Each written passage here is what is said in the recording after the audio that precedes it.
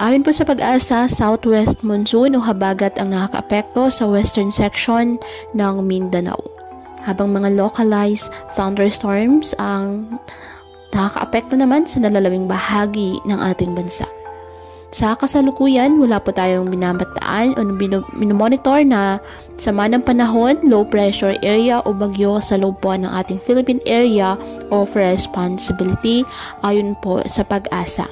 Sa ngayon, dahil po sa pag-iral ng nasabing abagat, ang Zamboanga Peninsula, Palawan, Basilan, Sulu at Tawi-Tawi asahan ng maulap na halangitan na may kalat-kalat na pag-ulan at thunderstorms.